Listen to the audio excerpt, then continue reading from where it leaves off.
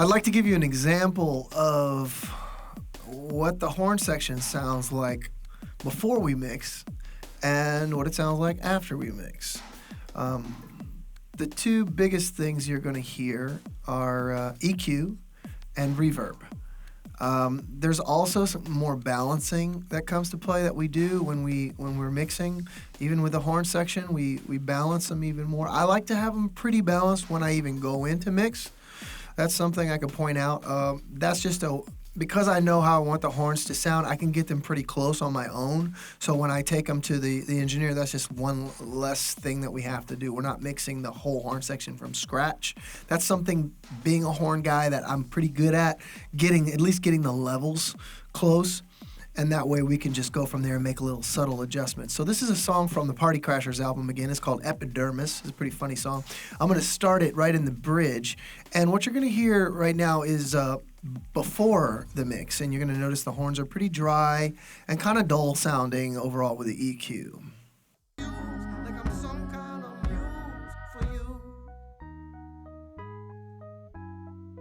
Here they come.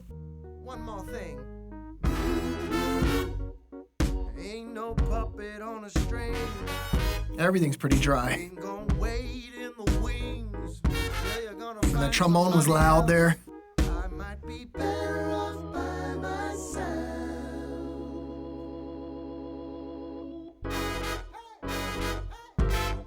You got me coming.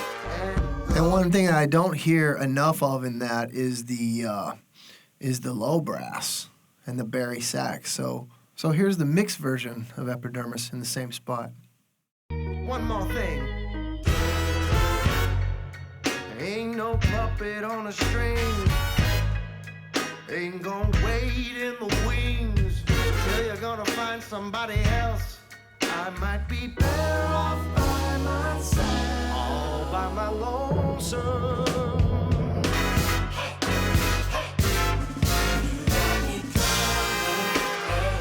Horns are more balanced now. They're EQ'd better. They've got a ton of reverb on them for this kind of.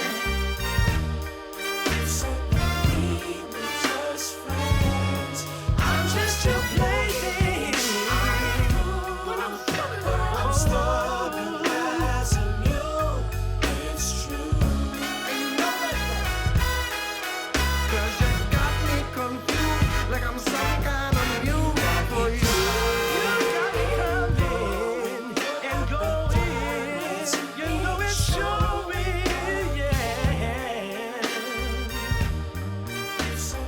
for this kind of old school Motown vibe, lots of reverb on the horns. The horns aren't doing intricate stuff. They're not flying around. It's mostly, very subdued in the content, but the timbre is strong and, we're going for it. But that big reverb puts me in that mindset of that old school Motown kind of vibe.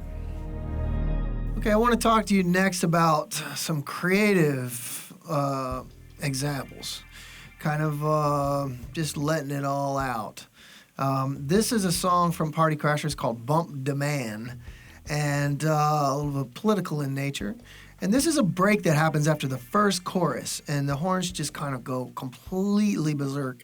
It starts out with unison, and then they break out into harmony, and there's some really cool accents that they're playing. We're playing these 16th notes. The whole thing is 16th notes.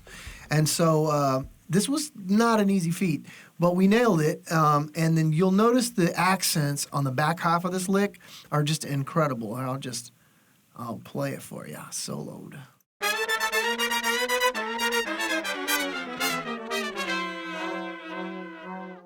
And so, it starts out unison on the 5th. We're in the key of D. So. And then it goes to harmony. The lead trumpet stays on this, on the 5th. The sax goes to the 1. And the trombone goes to the flat 3, which again, this is the drop 2 technique, right? If that's my D minor, then I'm putting the drop 2 here. And then what we do is we just use chromaticism.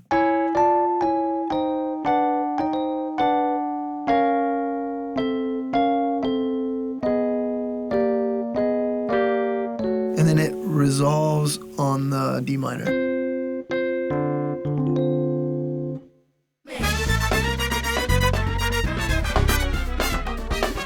And you hear those offbeat accents that really give it the flavor, right? I'll let you get into it. Just want you to hear the chorus leading into that. No matter what they say, we're gonna chase our dreams. We're gonna shine like beams and blind you. This is how we do it. Bump the man. Lion, lion, pits on fire. And we do that bendy thing at the end. Ooh, ooh, ooh, on the beat. Okay, on the same song, the second example I want to show you is what we do at the end of the song. It starts out unison, then breaks out into harmony, and then it's got these low foghorn things that you've heard before. So this is, again, lots of 16th notes, lots of specific articulation. If you look at the waves, you can see that it's not all the same. You've got short, short, long, short, short, long, short, short, long, short, short, long, long, short, and so on and so forth.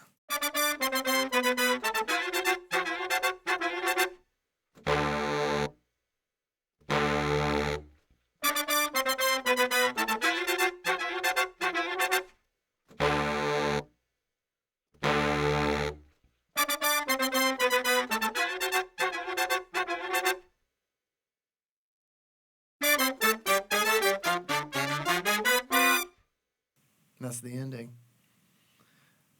So the song ends with this groove break, and then when the horns come in, it is blazing. Bump the man. A little trumpet solo. Here we go.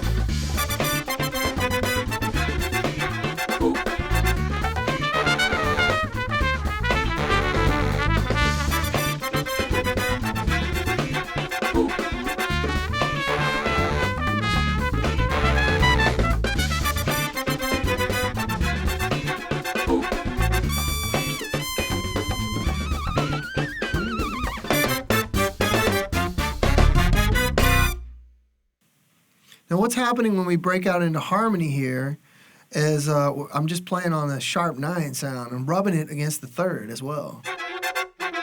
That's why it sounds so dissonant. Like. So the first trumpet is on the 5th.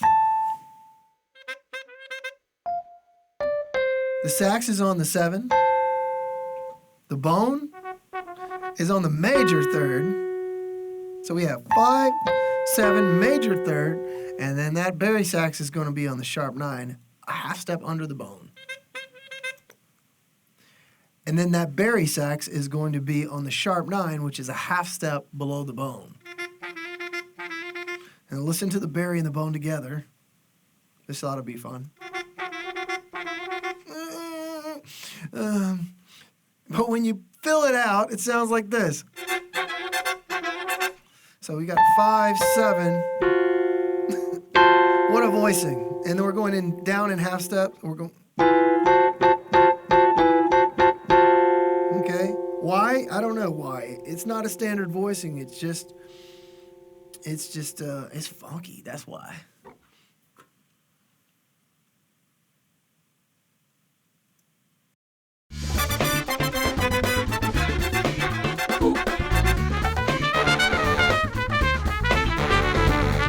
Very precise note lengths.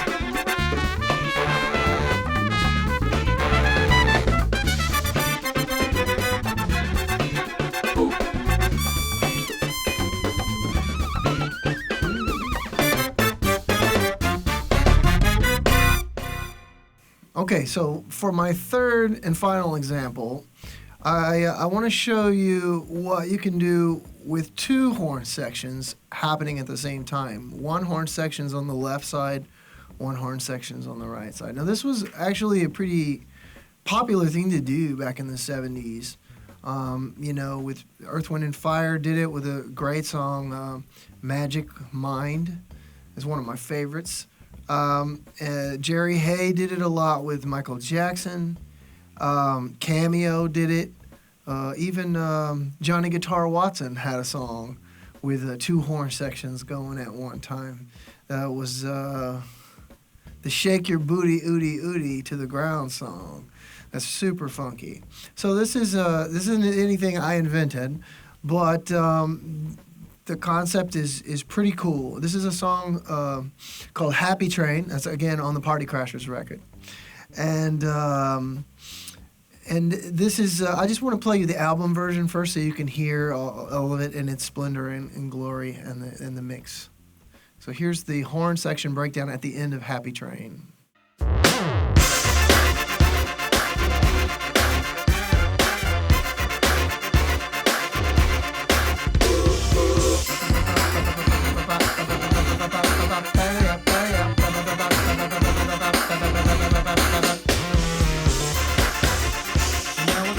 Out the track. This is what Earth, Wind and Fire did on Magic Mind. They fade out the track and just the horns. And enter Keith Anderson.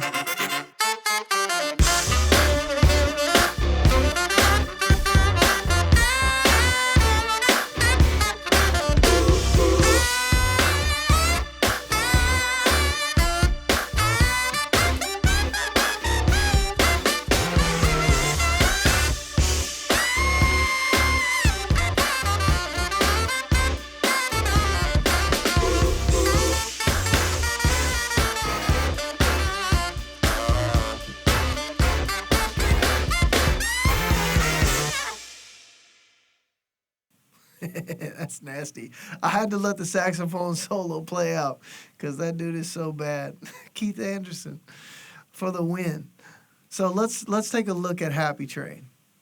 Okay, so the first thing we're going to talk about is the section that's happening on the left side, all right? This is just a standard sharp 9 voicing. We got first trumpet on the sharp 9, second trumpet on the 7, sax is on the 3rd, and Bone and Barry are on the roots. And they're playing this rhythmic thing that kind of serves as a bed, okay?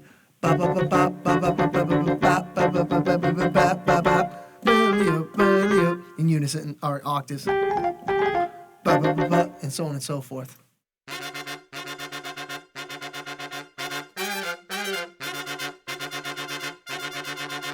And it repeats.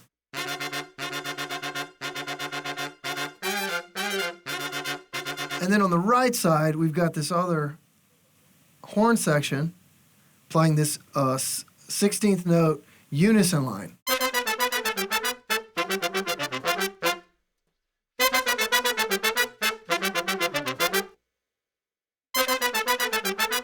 It's like 3 octaves of horns. And when you put it all together, it sounds like this.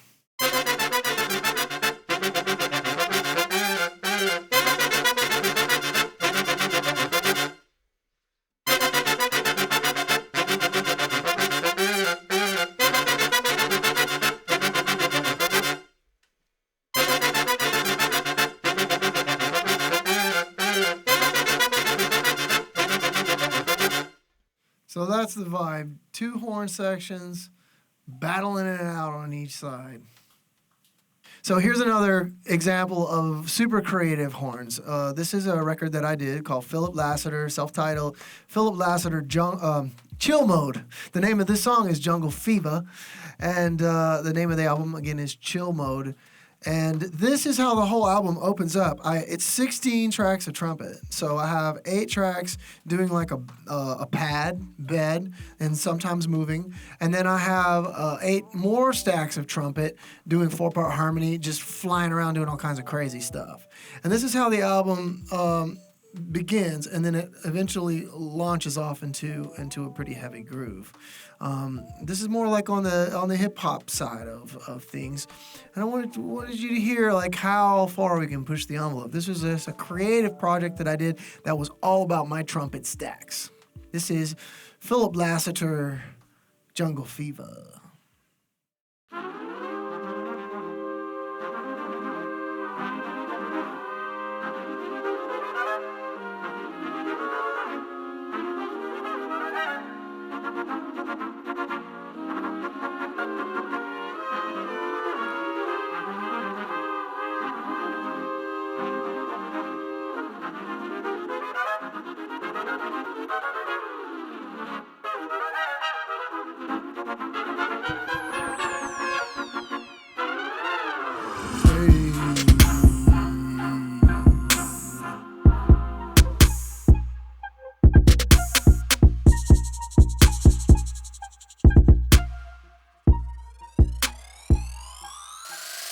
So that's the vibe, you know. It's you got two different things happening, but they're just complementing each other. I stack every part left and right on this particular project, and that's how that went down.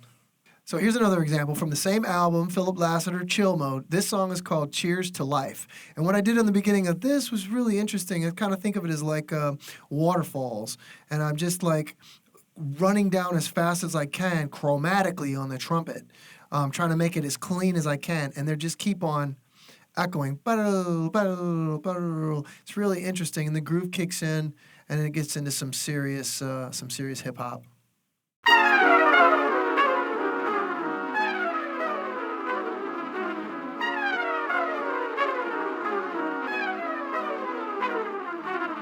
And I want to point out again that this is two horn sections. You got the waterfalls happening, and then under that you've got the moving pad. And then the second time around it's going to move even more. It's all pentatonics. One more time from the top.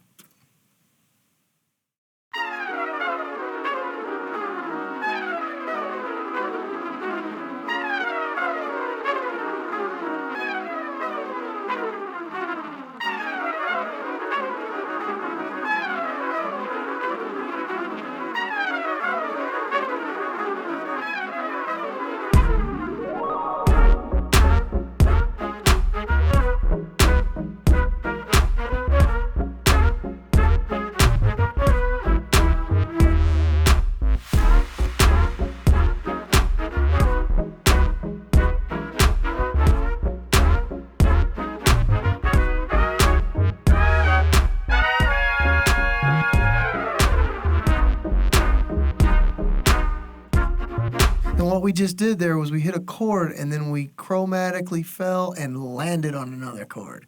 And I've never heard anybody else do that before. I'm sure it's been done before, but it was something that I discovered on my own.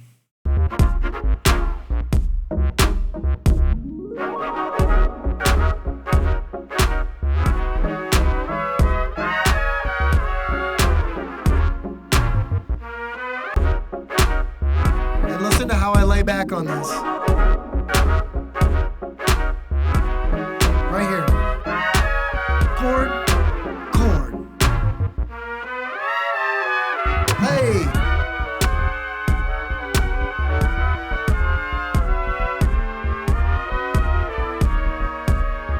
Now right there what's happened is the top trumpets go beep, beep, and then the middle trumpets are moving around. So they're telling their little story while he's up here just holding the common tone. Pretty groovy.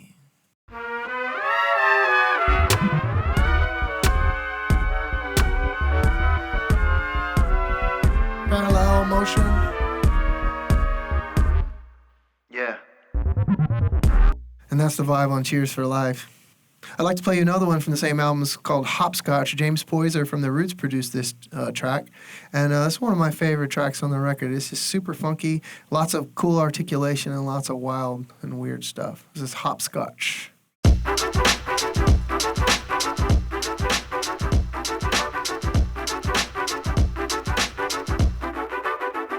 And the thing that made me think of that,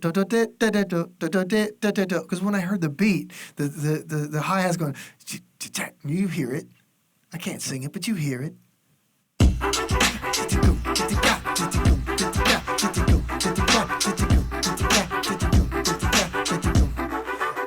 And they're not exactly together, but it's just like this kind of push and pull happening. That was cool.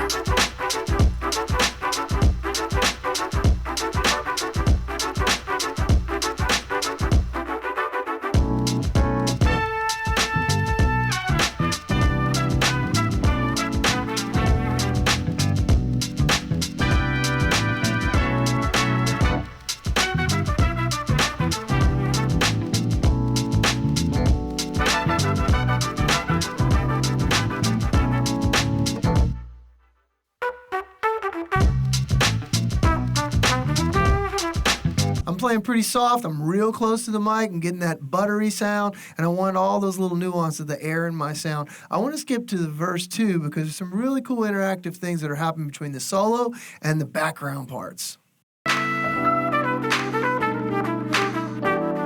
Okay, here we go. Now check out the interaction that's happening here. Solo, backgrounds, echo, joining together. So I started a phrase with the solo, and then the stacked trumpets finished it. Dig? Echo.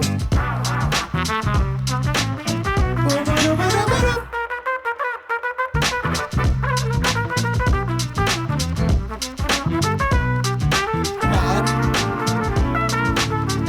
Out. Half step down. Back in.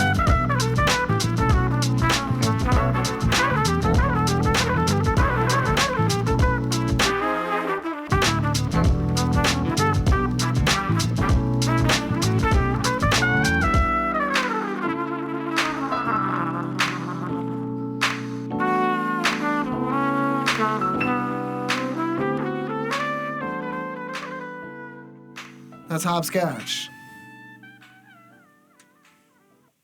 Okay, so, it's important to note that when I'm doing all of this crazy stuff, it serves a purpose. These are for horn features, okay? This is to showcase the horn section. So it's really a no-holds-barred kind of moment. It's like a solo, or what we call a soli, when a group of instruments play a solo together. That's written, right? And so, it's all about featuring the horns on this kind of stuff. This album, Chill Mode, is about featuring my trumpet stacks. The other examples I gave you from Party Crashers, the Bump the Man and Happy Train, those segments that I played for you were specifically designed to showcase the horn section. So this isn't, tread lightly is all I'm trying to say. Just because you can doesn't mean you should all the time. And again, it's all about taste. Taste is what's going to get you the call. It's what's going to get you the gig, and they're going to keep calling if you have taste and they trust you, and that what you're going to deliver is going to serve the song. So there's a definitive difference between, featuring the horn section and the horn section helping to aid and lift the composition, which can be busy, it can be creative, it can push the envelope as long as it still serves the song and never takes you also out of the genre. For instance, I might never do anything like this on a rock tune or on a country tune. All right, I might not ever do that. I might, but most likely not. So it's important to know what genre you're in and what will work in that genre and what doesn't. Because typically in more mainstream genres like rock and country and pop, it's more about just supporting and being, like the horns being more felt than heard. So that's an important thing to remember. I don't want to give you a license to just go berserk on everybody on everybody's song, but it's always important to remember what your role is and what the purpose is that you're trying to serve.